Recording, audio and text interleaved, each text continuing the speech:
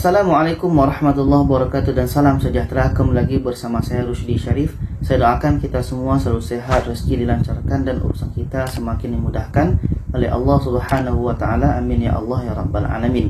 Jadi ini berkenaan dengan kita pulang dari luar negeri, apakah itu WNI atau WNA. Nah, salah satu syarat untuk masuk ke Indonesia, kita harus sudah mendownload aplikasi Peduli Lindungi, yang mana nanti salah satu tujuannya adalah kita akan dilihat sertifikat vaksin di situ.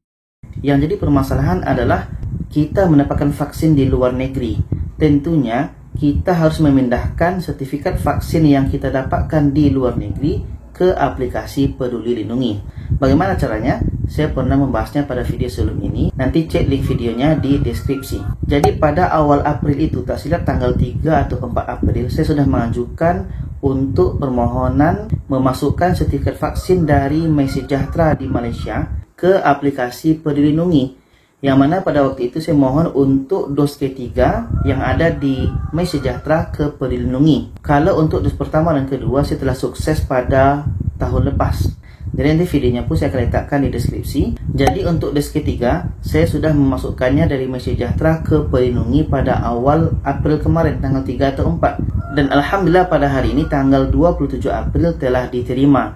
Jadi lebih kurang 2 minggu ya diterimanya sertifikat vaksin di Peduli Lindungi.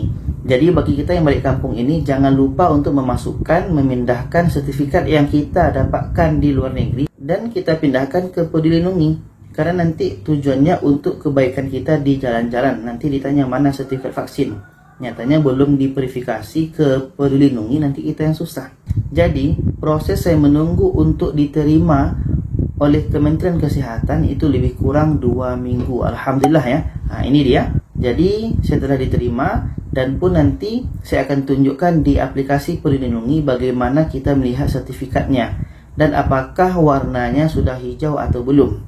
Jadi kuncinya di sini adalah supaya sertifikat vaksin kita diterima di Peduli Lindungi, pastikan data kita betul. Kalau kita masukkan melalui KTP, pastikan betul semua, mulai daripada namanya, nama harus sama di KTP dengan di vaksin.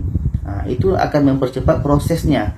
Juga nanti tanggal lahir kita dan semua data-data yang dimasukkan dalam permohonan untuk sertifikat vaksin tersebut. Oke, pastikan betul semua. Karena kalau ada satu yang salah, contoh kawan saya hari itu, dia salah memasukkan ketika untuk memohon sertifikat tersebut, akhirnya ditolak. Karena satu saja salahnya.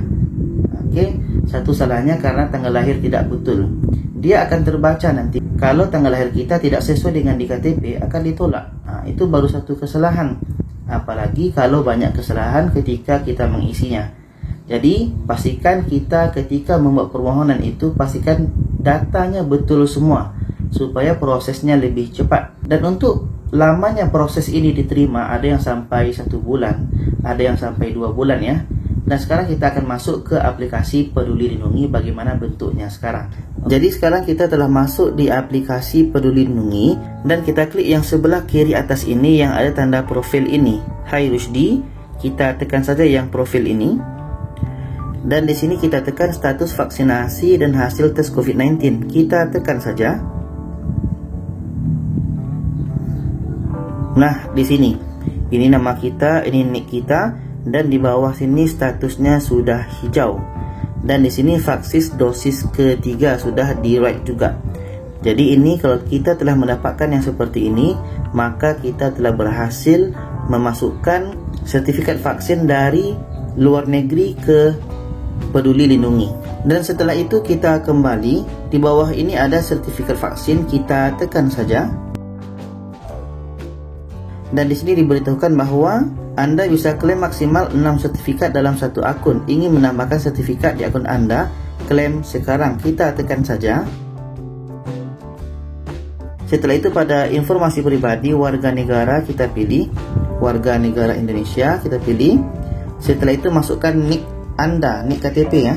Setelah kita masukkan nick, kita tulis nama lengkap kita berdasarkan KTP tadi. Setelah itu tanggal lahir kita. Setelah itu kita pilih jenis vaksin apa yang kita terima, ke AstraZeneca. Setelah itu tanggal vaksinnya. Setelah itu kita pergi ke bawahnya dan tekan saya bukan robot. Sebelumnya pastikan data yang kita isi ini betul ya. Setelah itu klaim. Ya, lanjutkan. Jadi kalau kita sudah klaim, tunggu saja nanti sertifikat vaksin akan muncul dosis ketiga di aplikasi Peduli Lindungi. Karena sekarang masih 2 dos yang muncul. Dos ketiga belum muncul sertifikatnya. Jadi itu saja, semoga kita bisa pahami. Silakan share kepada lainnya. Terima kasih. Wassalamualaikum warahmatullahi wabarakatuh.